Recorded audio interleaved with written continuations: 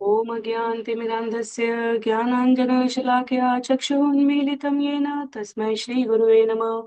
जय श्री कृष्ण चैतन्य प्रभु नित्यानंद, श्री अद्वैत गदाधर श्रीवासादि गौर भक्तवृंद। हरे कृष्णा कृष्ण कृष्ण हरे हरे, हरे राम राम राम हरे हरे। हरे कृष्णा कृष्ण कृष्ण हरे हरे, हरे राम राम राम हरे हरे। हरे कृष्णा। सभी भक्तों को सादर प्रणाम। जय श्री राम। श्री वाल्मीकि रामायण सत्र संख्या 66 में सभी भक्तों का स्वागत है। हम सभी यहाँ पर बालकांड, जिसमें 77 सर्ग 77 अध्याय है, उसके अध्याय संख्या 55 को आज के सत्र के लिए श्रवण कर रहे हैं। अध्याय संख्या 55, जिसका नाम है राजा विश्वामित्र को दिव्यास्त्र की प्राप्ति। करीब 25 से अधिक छंद है इस अध्याय में। यदि संक्षिप्त पुनरावृत्ति करें पिछले कुछ सत्रों की, तो महाराज जनक के पुरोहित शतानंद, जो अहिल्या और गौतम के पुत्र हैं, मुनि विश्वामित्र द्वारा यह जानकारी प्राप्त करने पर कि भगवान राम की कृपा से अहिल्या का उद्धार हो गया है और माता और पिता संयुक्त रूप से पुनः सुख पूर्वक आश्रम में निवास कर रहे, अत्यधिक प्रसन्न होते हैं। भगवान राम को मुनि विश्वामित्र के इसी जीवन काल के पूर्ववर्ती कथाक्रम का वर्णन सुनाते हुए शतानंद कहते हैं कि मुनि विश्वामित्र एक बार राजा विश्वामित्र थे। अपनी अक्षौहिणी सेना के साथ वह महर्षि वशिष्ठ के आश्रम में पहुंचे, जहां वशिष्ठ ने उनके स्वागत सत्कार के क्रम में अपनी गाय शबला को महाराज एवं उनकी सेना को भरण पोषण करने के लिए सुंदर 6 प्रकार के खाद्य पदार्थों से पोषित करने के लिए कहा। शबला के इस आश्चर्यजनक आतिथ्य सत्कार को देखकर मुनि विश्वामित्र ने महर्षि वशिष्ठ से, जो उस समय मुनि विश्वामित्र राजा रहे हैं, उन्होंने महर्षि वशिष्ठ से कहा कि यह शबला तो रत्न के समान है और रत्न राजा के कोष में सुशोभित होती है, कृपया यह शबला मुझे दे दे। महर्षि वशिष्ठ ने कहा, शबला मेरे सभी प्रकार के आध्यात्मिक कार्यों की हेतु है। किसी भी प्रकार का यज्ञ हो, होम हो, जप हो, तप हो, उसमें शबला मेरी सहायिका है और मैं यह आपको नहीं प्रदान कर सकता। यह जानकर राजा विश्वामित्र बलपूर्वक शबला को ले जाने लगे। शबला ने कातर विलाप किया। महर्षि वशिष्ठ से पूछा, मैंने ऐसा कौन सा अपराध किया है जिससे आप मुझे इस प्रकार त्याग कर रहे हैं? वशिष्ठ ने कहा, मैं तुम्हारा त्याग नहीं कर रहा हूँ, राजा बलपूर्वक तुम्हें ले जा रहे हैं। कृपया सेना का निर्माण करो जो राजा विश्वामित्र की सेना को परास्त कर सके। और पिछले अध्याय में हमने श्रवण किया कि किस प्रकार शबला के द्वारा प्रस्तुत की गई सैकड़ों पपलवों की, यवनों की सेना ने विश्वामित्र के संपूर्ण सैन्य बल को नष्ट कर दिया। महातेजस्वी विश्वामित्र ने भी शबला की सेना पर बहुत अस्त्र शस्त्र से प्रहार किया और काम्बोज, पपलव, यवन ये सभी तितर बितर होने लगे। आज के अध्याय में हम सभी श्रवण करेंगे कि किस प्रकार अंततः शबला की सेना से परास्त होकर विश्वामित्र के पुत्र वशिष्ठ की हत्या करना चाहेंगे। वशिष्ठ हुंकार करेंगे और सभी को नष्ट कर देंगे। तब एकमात्र पुत्र जो राजा विश्वामित्र का शेष रह जाता है, उसके द्वारा राज्य का संचालन निर्वहन छोड़कर विश्वामित्र तपस्या करने के लिए जाते हैं। एक एक श्लोक से प्रामाणिक रूप से श्री वाल्मीकि रामायण के इस घटनाक्रम में हम इन कथाक्रम को क्रमबद्ध तरीके से श्रवण करेंगे। तो अध्याय संख्या 55, यहाँ कहते हैं पंच पंचांश सर्ग। श्लोक संख्या 1, ततस्तानाकुलान् दृष्ट्वा विश्वामित्रास्त्र मोहितान् वसिष्ठश्चोदयामास कामधुक्सृजयो गतः। शबला निर्मित सेना को विश्वामित्र के शस्त्रों से व्याकुल तथा मोहित अभिभूत देखकर वशिष्ठ ने शबला को निर्देश दिया, हे कामधुक, अपने महायोग बल से दूसरी सेना की सृष्टि करो। तो इस प्रकार शबला कहने के लिए एक पशु श्रेणी में आएगी, तथापि ब्रह्मा जी से उसे योग शक्ति का आशीर्वाद प्राप्त है। आचार्य कहते हैं, वशिष्ठ के द्वारा इस प्रकार निर्देशित किए जाने पर तस्याहुंभार वाचाता काम्बोजा रवि सन्निभ्या उधर शश्चाश्च संजाता पप्लवा शस्त्र पाणेय। श्लोक संख्या 3 में, योनि देशाच्च यमना शक्रि देशाच्च कास्तथा रोमकूपेषु च म्लेक्षा हारिता सा किरातका। कहते हैं यहाँ पर उसके अर्थात शबला के हुंकार से सूर्य सदृश कामभोज प्रकट हुए। उसके स्तन थन से हाथ में शस्त्र धारण किए हुए पपलव प्रकट हुए। उसके योनि देश से यमन, उसकी शकृत देश गुदा या गोबर उत्सर्जन के स्थान से शक, उसके रोमकूप से म्लेक्ष, हारीत तथा किरात उत्पन्न हुए हैं। इस प्रकार हारीत की एक उपजाति जो किरात है, अनेक। हे रघुनंदन, लिखते हैं यहाँ पर कि अनेक अंगों उपांगों से शबला गाय के अनेक लड़ाकू जातियां प्रकट हो गई।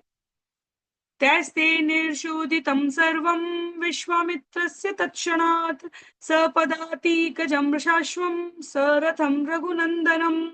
हे रघुनंदन, क्षण भर में विश्वामित्र की पदाति पैदल सैनिक, गज, अश्वारोही वर्ग तथा रथों से सजी संपूर्ण सेना उनके द्वारा नष्ट कर दी गई।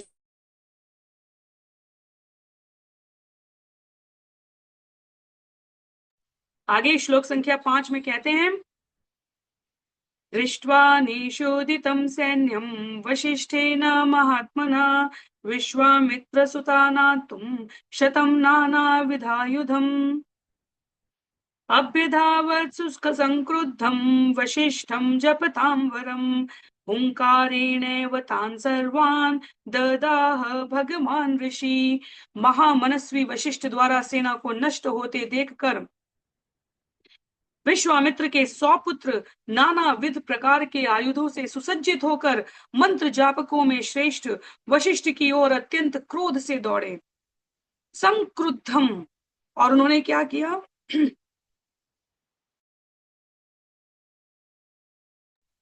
उन भगवान ऋषि अर्थात अत्यंत शक्तिशाली मुनि ने केवल हुंकार मात्र से उन सबको भस्म कर दिया।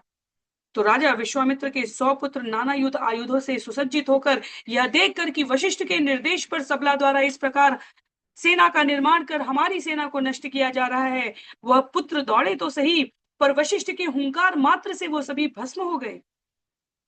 तेषाश्वरथ पादाता वशिष्ठेन महात्मना भस्मीकृता मुहूर्तेन विश्वामित्र सुतास्तदा। क्षण भर में महात्मा वशिष्ठ ने विश्वामित्र के पुत्रों के साथ साथ उनके अश्वों, रथों तथा पैदल सेना को भस्म कर दिया। दृष्ट्वा विनाशितान् पुत्रान् बलं च सुमहायशा सभ्रेणश्चिन्तयाविष्टो विश्वामित्रो भवत्तदा। अपने पुत्रों तथा सेना को इस प्रकार नष्ट होते देखकर सुमहायशस्वी विश्वामित्र लज्जित हो गए और अत्यधिक चिंता आविष्ट, चिंता मग्न हो गए।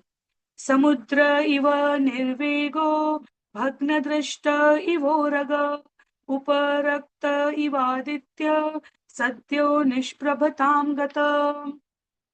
वर्णन करते हैं आचार्य यहाँ पर, निर्वेग तरंग रहित समुद्र की भांति, दंतहीन सर्प की भांति, राहु से ग्रसित सूर्य की भांति विश्वामित्र तत्काल निस्तेज हो गए। वे शक्तिहीन हो गए। उनकी तुलना दंतहीन सर्प से की जा रही है।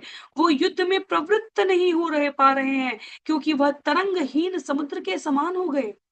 अपने सभी संतानों को, 100 पुत्रों को नष्ट होते देखकर, सेना को समाप्त होते देखकर, किस लिए? क्योंकि आतिथ्य सत्कार के लिए प्रस्तुत की गई वशिष्ठ की गाय को देखकर राजा विश्वामित्र के मन में लोभ आया और उन्होंने अपना सब कुछ, हतपुत्र कहा गया है, हतपुत्र बलोदीनो लून पक्ष इव द्विज हत दर्पो हतोत्साहो निर्वेदम समपत्यत। अपने पुत्र तथा सेना से हीन दीन विश्वामित्र पंख कटे हुए लून पक्ष, पंख कटे हुए पक्षी की भांति प्रतीत होने लगे। अपने दर्प तथा उत्साह को खोकर, हतोत्साहित होकर वह अत्यधिक निर्वेद दुखित हो गए। सपुत्रमेकं राज्याय पालयेति नियुज्य च पृथ्वीं शत्रुधर्मेण वनमेवान्वपद्यत।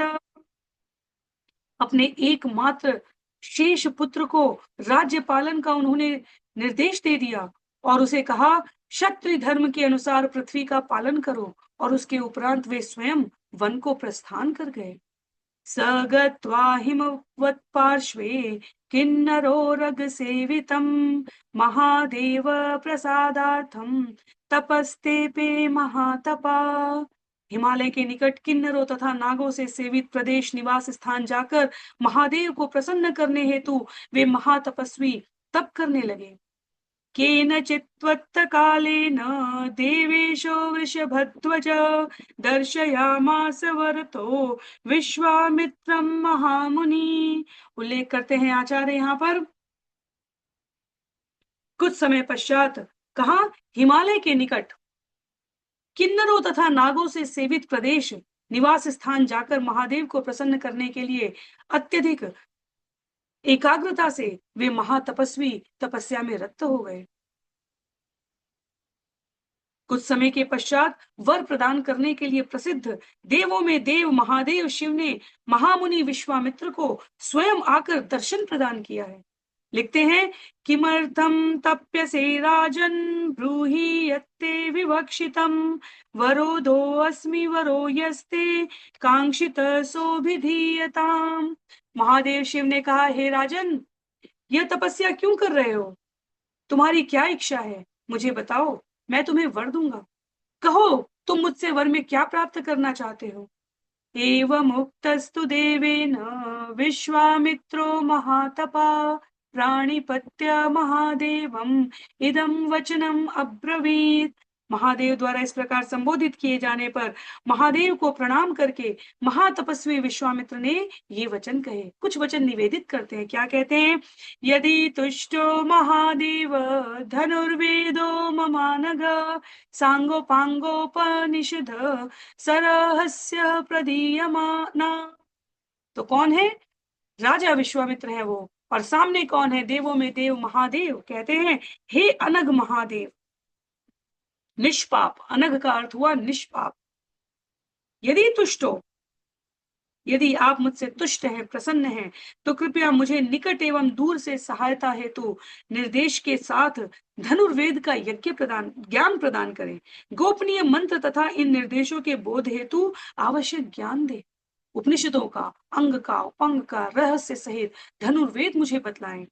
यानि देवेषु शास्त्राणि दानवेषु महर्षिषु गंधर्व यक्ष रक्षसु प्रतिभान्तु महानग। तव प्रसादात् भवतु देव देव ममेप्सितम् एवं स्त्विति देवेशो वाक्यमुक्त्वा गतस्तदा। कहते हैं, एक साथ हम लोग छंद संख्या 17 और 18 श्रवण कर रहे हैं। हे अनघ, हे देव देव, देवों, दानवों, महर्षियों, गंधर्वों, यक्षों, राक्षसों आदि के समस्त अस्त्र आपकी कृपा से मेरी इच्छा करते ही मेरे सम्मुख प्रस्तुत हो जाए। अर्थात वह सब कुछ जो आपके अनुग्रह से मुझे प्राप्त हो सकता है, मुझे प्राप्त हो जाए। और महादेव ने क्या किया? महादेव ने एवमस्तु कहा और अंतर्ध्यान हो गए। ऐसा ही हो, ऐसा कहने के उपरांत महादेव वहां से चले गए। प्राप्य चास्त्राणि राजर्षि विश्वामित्रो महाबल दर्पेण महता युक्तो दर्पपूर्णो भवत्तदा। लिखते हैं आचार्य यहाँ पर कि महादेव जी से प्राप्य चास्त्राणि, प्राप्त कर लिया। किन्होंने? राजर्षि विश्वामित्र बन गए। अब वो उन अस्त्रों को प्राप्त करके वो महादर्प से युक्त होकर अभिमान में आगे बढ़े। तो पहले से ही, क्योंकि क्षत्रियत्व का गुण है, आचार्य कहते हैं यहाँ पर विश्वामित्र दर्प युक्त थे। अब उन्हें महादेव से विशेष वर में यह अस्त्र प्राप्त हुए हैं। इन अस्त्रों का लाभ प्राप्त करके वो और अधिक अभिमान युक्त हो गए। छंद संख्या 20 में, विवर्धमानो वीर्येण समुद्र इव पर्वणि हतमेव तदा मैने वशिष्ठम ऋषि सत्तमम्। पूर्णिमा के सागर की भांति महासंवर्धित, अत्यंत बढ़ी हुई वीरता से पूर्ण होकर, संवर्धित बढ़ी हुई वीरता से विश्वामित्र ने ऋषि सत्तम वशिष्ठ को पहले ही मृत मान लिया। तो व्यक्ति का दर्प इतना महान है कि अभी वशिष्ठ की सेना से हार कर आए हैं, अपने हठ पूर्वक तप करके महादेव से अभी अस्त्र प्राप्त ही किया है, अभी उनका प्रयोग भी नहीं किया, लेकिन दर्प इतना महान है कि उनके समक्ष उन्होंने सोचा कि वशिष्ठ तो अब इन अस्त्रों के सामने टिक ही नहीं पाएंगे, और उन्होंने पहले ही वशिष्ठ को मरा हुआ, मृत ही मान लिया। ततो गत्वा श्रम पदम मुमोच्चास्त्राणि पार्थिव यस्तत्तोपवनम सर्वम निर्दग्धम चास्त्र तेजसा। तदंतर उसके उपरांत राजा विश्वामित्र वशिष्ठ के आश्रम जाकर पार्थिव अपने अस्त्रों का प्रहार करने लगे। उन अस्त्रों के तेज से संपूर्ण तपोवन भस्म होने लगा। उदीयमानम् अस्त्रं तद्विश्वामित्रस्य धीमत दृष्ट्वा विप्रदुता भीता मुनियः शतशोदिशम्। उल्लेख आता है यहाँ पर, धीमान विश्वामित्र द्वारा प्रयुक्त अस्त्रों को देखकर सैकड़ों की संख्या में भयभीत मुनिजन समस्त दिशाओं में चारों ओर भागने लगे। वशिष्ठस्य च ये शिष्यास्तथैव मृगपक्षिणः विद्रवन्ति भयाद्भीता नाना दिग्भयस्तहस्त्रशः। भय प्रदान करने वाले अस्त्रों से भयभीत वशिष्ठ के शिष्यगण तथा सहस्त्रों की हजारों की संख्या में आश्रम के निवासी मृग पशु पक्षी अपने अपने निवास से विभिन्न दिशाओं में भागने लगे। तो महर्षि वशिष्ठ के आश्रम में रहने वाले जो आश्रम 2 अध्याय पहले हमने श्रवण किया कि द्वितीय ब्रह्मलोक के समान प्रतीत होता था, वह महादेव से प्राप्त वरदान में प्रयुक्त किए गए राजा विश्वामित्र के अस्त्रों से इस प्रकार हाहाकार मचाने लगा कि पशु पक्षी निवासी शिष्य मृग ऋषि मुनि सभी दिशाओं में भागने लगे। वशिष्ठस्याश्रमः पदं शून्यमासीन् महात्मना मुहूर्तमिव निःशब्दम् आसीदीर्ण सन्निभम् वदतो वशिष्ठस्य माभैति नाश्याम्यद्य गाधे निहारमिव भास्करम्। भयभीत मत हो। वशिष्ठ इस प्रकार का आतंक देखकर आक्रांत भागते हुए जीव जंतु पशु पक्षी सभी को देखकर कहते हैं, भयभीत मत हो। जिस प्रकार भास्कर निहार का नाश कर देता है, सूर्य धुंध का नाश कर देता है, उसी प्रकार मैं आज गाधेय का, इस गाधी पुत्र का नाश कर दूंगा। पर वशिष्ठ के ऐसा कहने के बाद भी लोग पलायन करते रहे और कुछ क्षण के लिए महात्मा वशिष्ठ का तपोवन जीवन शून्य हो गया, निःशब्द होकर बंजर भूमि के समान प्रतीत होने लगा। झाड़ियां, लता, वन, वृक्ष, गुल्म सभी शून्य से प्रतीत होने लगे, क्योंकि सभी राजा विश्वामित्र के द्वारा प्रयोग किए जा रहे अस्त्रों से जलकर भस्म हो रहे थे। लिखते हैं आचार्य आगे, एवं उक्त्वा महातेजा वशिष्ठो जपतांवर विश्वामित्रं तदा वाक्यं सरोषम् इदम् अब्रवीत्। अपने आश्रितों से इस प्रकार कहने के उपरांत महातेजस्वी मंत्र जापक श्रेष्ठ वशिष्ठ रोष पूर्वक विश्वामित्र से ये वचन बोले। उन्होंने कहा, आश्रमं चिर समृद्धं यद विनाशितवानसि दुराचारोसि तन्मूढ़ तस्मात् त्वं न भविष्यसि। मुनि विश्वामित्र, जो उस समय राजा विश्वामित्र है, उनसे महर्षि वशिष्ठ ने कहा, हे मूढ़, तुम्हारा नाश हो जाएगा, क्योंकि तुमने मेरे चिर समृद्ध दीर्घ काल से समृद्ध भरे पूरे इस आश्रम का विनाश कर दिया। तुम दुराचारी हो, तुम मूढ़ हो, अब तुम बच नहीं पाओगे, तुम्हारा नाश होगा। इति उक्त्वा परम क्रुद्धो दंडमुद्यम्य सत्वर विधूम कालाग्निम यम दंडम परम। ये कहकर अत्यंत क्रोध में उन्होंने शीघ्रता से जगत के प्रलय की अग्नि जैसे होती है वैसी धूम रहित कालाग्नि के समान अपने दंड को निकाला, और वह दंड दूसरा यमदंड प्रतीत हो रहा था। यम के, यमराज के दंड के समान प्रतीत हो रहा वह दंड निकाला है महर्षि वशिष्ठ ने, क्योंकि विश्वामित्र ने अपने लोभ में, अपने दर्प में, अपने अहंकार में आध्यात्मिक प्रगति कर रहे आश्रम को नष्ट भ्रष्ट कर दिया। और अध्याय यहाँ समाप्त हो रहा है। अगला अध्याय है जहां राजा विश्वामित्र द्वारा ब्राह्मणत्व प्राप्ति का निर्णय किया जाएगा। वशिष्ठ का कोप किस प्रकार विश्वामित्र का नाश कर देगा, यह हम सभी अध्याय संख्या 56 में श्रवण करने का प्रयत्न करेंगे। आज के लिए सत्र को यहीं पर समाप्त करते हैं। सभी को बहुत बहुत आभार। श्री वाल्मीकि रामायण की जय, श्रील प्रभुपाद की जय, श्रील गुरुदेव की जय, अनंत कोटि वैष्णव वृंद की जय, नामाचार्य श्रील हरिदास ठाकुर की जय। हरे कृष्णा, जय श्री राम।